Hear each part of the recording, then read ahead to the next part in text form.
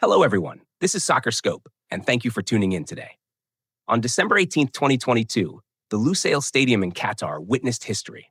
Argentina stood on top of the world. They had secured the gold trophy a nation craved, and Lionel Messi, arguably the greatest player of all time, received the perfect culmination to his international career. It was a real-life fairy tale. But today, I'm not here to recount fairy tales. As an analyst who has spent 2 decades observing the rise and fall of football empires, I have seen too many teams collapse immediately after reaching the pinnacle. History is ruthless. Look at France in 2002, Italy in 2010, Spain in 2014, and Germany in 2018. All were defending champions who were ignominiously eliminated in the group stage of the very next World Cup. The historical data indicates a grim reality. Successfully defending the World Cup title has become a nearly impossible task in the modern era. The last team to achieve this feat was Pelé's Brazil in 1962, over 60 years ago. This isn't just bad luck. It's a pattern rooted in the psychology of success. Argentina now faces their most dangerous adversary on the road to 2026. It's not a rebuilding Brazil, not Mbappe's France, but themselves. Complacency. When you have won every possible major international trophy, Copa América, Finalissima, and the World Cup, what motivation remains? What drives a player to make that lung-busting recovery run in the 85th minute when they've already achieved everything? And more critically, as their messianic leader, Leo Messi, approaches his 39th birthday by the summer of the North American World Cup, can the machine known as La Scaloneta continue to function smoothly when its soul has aged? Today, we are setting emotions aside. We are going to use the scalpel of data and tactical analysis to dissect the reigning world champions. Is manager Lionel Scaloni building a sustainable dynasty, or are we witnessing the first subtle fractures of an empire about to decline?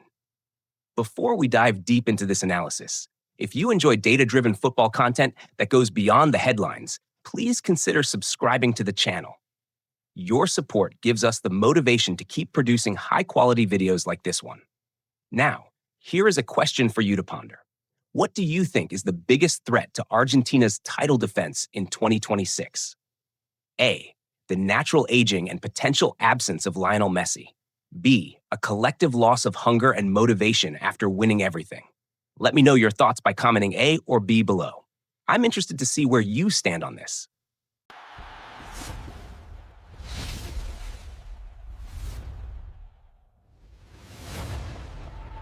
What truly defined Argentina's success in Qatar? Many people simplify it, attributing it solely to Lionel Messi.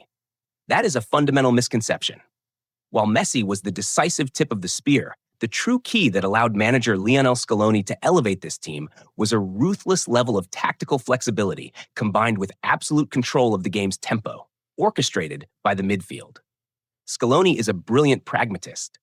He is never dogmatically tied to a single philosophy or formation. He built a team designed to neutralize specific opponents. Think back to their run.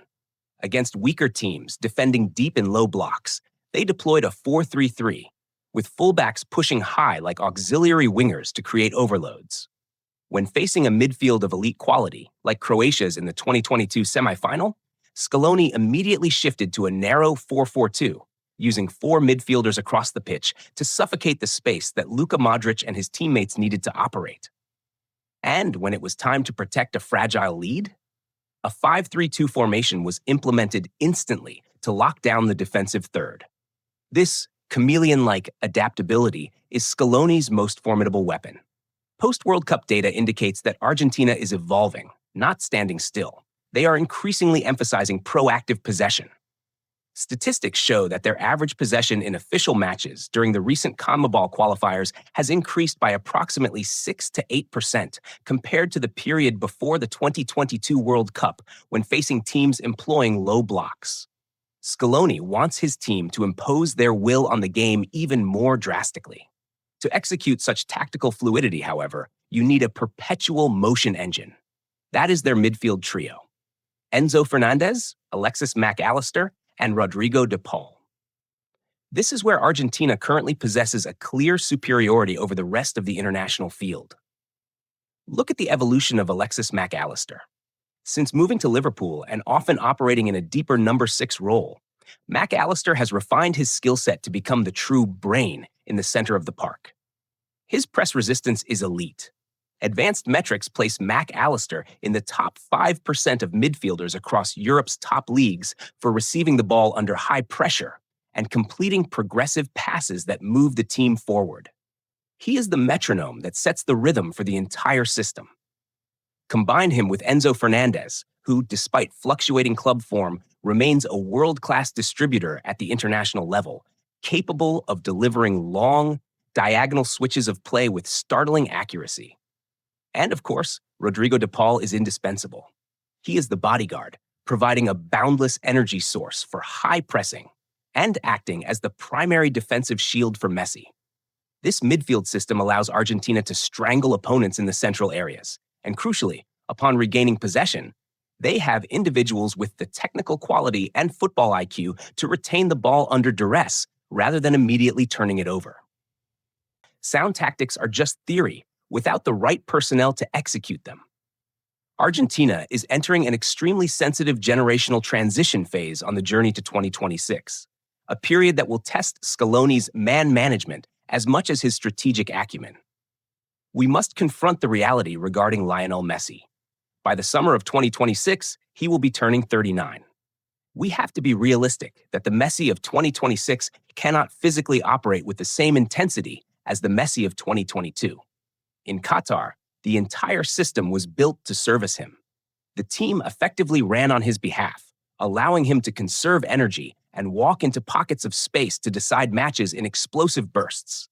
By 2026, if Messi is still competing, the tactical mindset must shift fundamentally. He would need to become a luxury player, operating effectively within a well-oiled machine, rather than the system itself being forced to carry him for 90 minutes against physically imposing opponents. Scaloni is forced to develop a genuinely high-quality Plan B for when Messi is not on the pitch.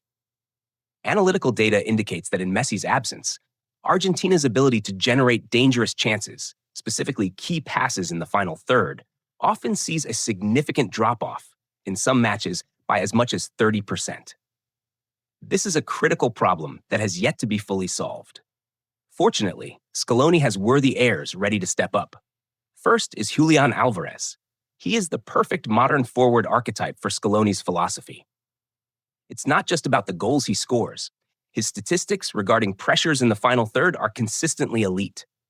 He is the trigger for the entire defensive system from the front, the first line of defense in winning the ball back high up the pitch.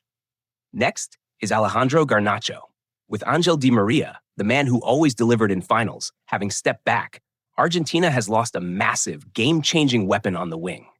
Garnacho is the answer for the future. While his style differs from Di Maria's, Garnacho brings raw pace, directness, and a one-on-one dribbling ability that Argentina desperately needs to break down deep defensive blocks. In the defensive line, the transition is also well underway and looks robust. Cristian Cuti Romero is operating at the peak of his powers, establishing himself as one of the world's premier center-backs. Alongside him, Lisandro Martinez, with his exceptional ball-playing ability from the back, is gradually but surely replacing the role of the veteran Nicolas Otamendi, ensuring both the required aggression and the ability to build play from deep for the next 4 to 6 years. So, what is the complete picture for Argentina as they look toward 2026? They have just concluded their CONMEBOL World Cup qualifying campaign in a manner that could not be more convincing. Finishing with 38 points, they ended the cycle a staggering 9 points clear of the second-place team, boasting a dominant goal differential. They effectively turned what is traditionally known as the world's toughest qualifying meat grinder into their own personal playground. They possess everything a national team could dream of: a pragmatic, intelligent manager who has the complete trust of his squad, a midfield unit that is among the most technically gifted and cohesive in the world, and a talented young generation hungry to establish their own legacy, stepping out from the shadows of their predecessors. Yet, I assert that this absolute dominance creates a new, far more insidious challenge. When you cruise through qualification with such ease, when you are never truly backed into a corner or forced to fight for your survival, How do you maintain the supreme focus and do-or-die mentality required for a knockout tournament like the World Cup? We have seen too many teams look imperious in qualifying, only to lose their identity completely when faced with the unique pressures of the finals. How is success defined for Argentina at the 2026 World Cup? When you enter the tournament as the reigning champions and the undisputed rulers of South American football, there is only one objective: defending the title. Any result that ends before the final will be considered a failure for this generation, regardless of what they have achieved in the past. The pressure of expectation is now exponentially higher. Lionel Scaloni has done an exceptional job of keeping the ship on course, but can he maintain that fire of desire when bellies are full of trophies and legs have grown accustomed to easy victories? That is the million-dollar question that only time will answer. Argentina cannot arrive in North America with an air of superiority. They must recreate the hunger of 2022. Otherwise, their own complacency will be their undoing. What do you think about La Albiceleste's dominance in qualifying? Could this easy ride lead to their downfall? And who do you believe is most deserving to fill the tactical and spiritual void left by Angel Di Maria? Leave your in-depth analysis in the comments below. I'm eager to read your perspectives. Don't forget to like and subscribe to the channel to join Soccer Scope for more deep dive tactical football analysis. This is Soccer Scope, and I'll see you on the pitch.